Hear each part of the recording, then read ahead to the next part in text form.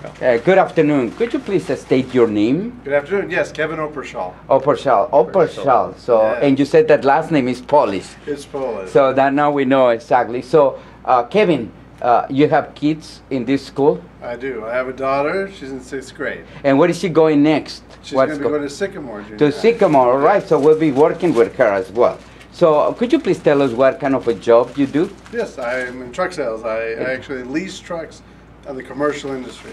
So could you please tell us a little bit of how you use mathematics at your job? Oh, easily. Every day. Every day. I have to price out the trucks. And in our lease, it's an operating lease. And it also is tied into the maintenance that's done on the truck. So not only are we using math to evaluate the cost of the vehicle, plus interest and depreciation over time, we also factor in the cost of maintenance over time. So math is used in how I determine the total price for the customer on each vehicle and in each application. Okay, so you use some sort of software, so when a customer comes, so they say, I like this truck, this is the price, and then you said, okay, we're going to list it with this percentage and this amount, and so could you please elaborate a little bit of that? Absolutely. It's a little different than your traditional sale where you sit down there and look at an interest rate and what have you. Okay. We do with commercial prospects, we pre-screen them for credit. Okay. So interest rate is a factor of what we do. The biggest reason that customers come to us is for service.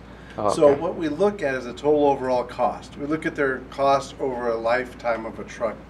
So if they run low mileage, it's going to have a different total cost and a different time period. If they have a high mileage application, it's going to have a little different scenario. So instead of just penciling out, somebody comes in, they want a cookie cutter, like similar to a car, just pick a few features. We actually spec the truck because it's a working truck to what they need, and then we look at their operation, take a look at their overall cost, and then we try to build the best solution. So a lot of times what we're looking at is how much money are you spending today if you own a truck, and all your maintenance is included, and then how much would you spend in a lease with us. So I'm always using a comparison of what they're spending today and what they would spend if they purchase it in comparison to what they would do with our program to see if it's beneficial. There's some certain thresholds we have to meet on mileage and usage, and that's based on the math that we use, obviously. That will determine whether the type of lease we do would be beneficial for them and if the math would work for them. So I'm a little bit familiar with buying a car. I have never bought a truck. So I'm assuming that there is an industry for, you have, say, tractors, or you have these trucks that can run like huge trucks. So could you please give us an example of a big truck, a big one? I have no idea. So absolutely. Yeah. Absolutely. So a big truck, one of our customers, I'll use an example, they haul lettuce. So they're a food service company. Okay. So the truck that they haul, the total weight is 80,000 pounds. That's the maximum you can carry in the United States without special permitting. So that includes the weight of the truck and the trailer, though. Yeah. And in refrigeration, you have extra weight for insulation in the trailer, extra weight for the refrigeration unit, and then also the weight of the tractor that pulls it. So all that whole combination has to weigh 80,000 pounds or less. So that's what I'm speccing out, trucks that can haul a total of 80,000, which gives them a payload in the neighborhood of 45 to 50,000 pounds of product, of lettuce, of whatever it might be, produce that they haul. Okay, now I have another question, and this deals with gas. Sure. So, I'm used to a little car that holds, 10 gallons. Yep. So I'm curious about a big truck like the one you just described. What kind of tank are we talking about here? That's funny. Yeah, they can range really high. They can go all the way up to 300 gallons of diesel. And we use diesel in the industry mostly because it gives you the longest life on the engine. A lot of these trucks will run high mileage. So it gives you a longer life and better fuel economy. And you talked about fuel economy. In a car, you're talking, we're going towards, 50 to 100 when you're talking about hybrids and that type of stuff. In a truck, we are just pushing the limits, trying to get up to 8 miles per gallon. And that is a huge increase from somewhere between 5 and 6, which is where we were in the 90s. Technology and, talk about using math. A lot of engineers have done that to not only reduce emissions, but at the same time increase fuel economy. So we're pushing 8, which is big for, our industry, pulling 80,000 pounds, going towards 8. And I think that there will continue to be increases because of technology, computer-aided engines, that's what's making the efficiencies possible to reach the higher limits of mile per gallon. So I have another question. I'm so curious about this truck thing. So my car has four tires, you know, four tires. So how many tires does a little truck like these fellows use? That's good. The tractor you're talking about is going to have the, you know, you've heard the expression 18-wheeler. Yes. So yeah. 10 are on the tractor, Uh-huh. and then you've got on the other, you've got the other 8 on the trailer. Uh-huh. So you're talking about 18 total wheels to get to carry that 80,000-pound payload and not wreck the roads. Because what you're trying to do is pull the load and distribute the weight. So that's what the axles and the 18 wheels, 18 tires do for you. Yeah. I have one question related about your background to do this kind of job.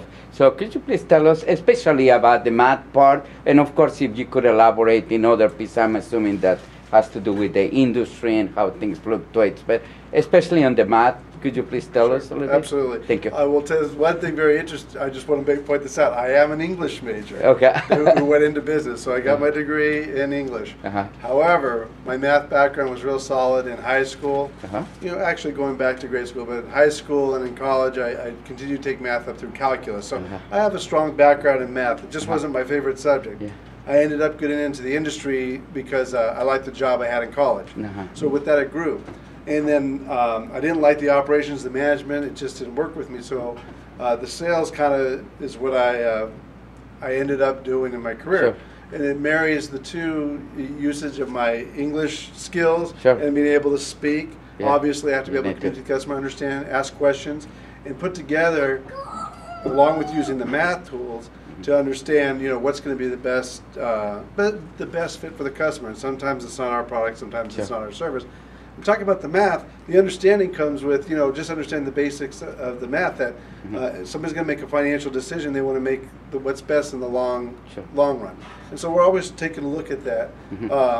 Like I said, we look at what they're currently spending, what they would spend if they bought something new, and what would they spend if they went with us. So we're looking at an analysis of all of it. So I kind of look like myself a little bit of a fitting in with the financial planner. I have to sit down with the CFO of a lot of companies, and sometimes, yes, they use math, but they're more visionary. So I have to ask questions more about what their vision is for the company, how they want to use their money. So I've learned a lot in talking with CFOs about how they look at money.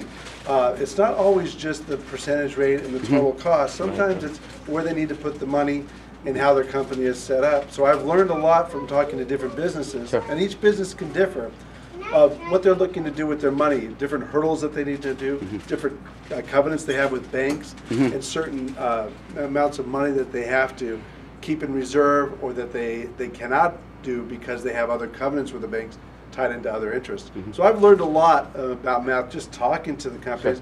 And you know, when they're looking to make a financial decision, they'll share those things that are important to you if I'm willing to listen. I have a final question. So we're doing these clips for kids, you know, at this school and other schools as well. So if you were to tell them a message about the importance of mathematics, you know, could you please share it with us? Absolutely. One thing I want to tell you kids is that I never thought I'd be using math in the career that I chose.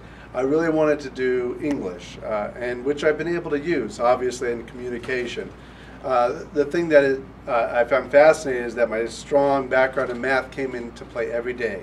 When I was in your school, middle school, elementary school, or high school, we always were curious. We were always asking the teachers, "How will I use this? How will I use this?" And it was such an easy question to answer. I know I speak a little bit about my English. My communication has been, you know, greatly improved through, you know, reading great writers, talking in front of class, taking speech classes. But really, I needed a solid background in math, not only for my personal finances, but in the job that I'm doing, so that I can understand when a customer is bringing information to me about, hey, this is how much money I have to spend, and this is how I'm going to do it. I need to understand the background, the math. I need to be able to do that. Even with computers, even with the calculator, I need to have the financial understanding. It helps me with my thinking and then with my processing with the customer, that I can, in a conversation, I can have a conversational understanding with them about what they're trying to do. And then I can do the math part later. I can use a computer or a calculator. If I'm not completely sure of the numbers, I can always verify that. But it's always good to have a working knowledge so that you can have an intelligent, quick conversation and be on the same page with people. And it's something that I was a little intimidated with, but because of my strong math background, I was able to always go to those numbers and use some of my estimation skills that I can use in my head. You know how you learn your times tables. One of the reasons for doing that is so you don't have to think and do the math out. If you can do them quickly, sometimes you can get to a quick decision and then do the final math and the other math later. So anyway, it's been instrumental in my job. I'm grateful for all the teachers that I've had, and I would encourage you to continue to take the fun parts of math like you've been exposed to and science and just go with it, because you never know what job you might end up or what you might do with your life, that math, that skill will help you no matter what you do. And I've been grateful to a beneficiary of the teachers that have taught me well through the years. Well, thank you very much. I really appreciate it. Wow. Thank you. That was really, really helpful.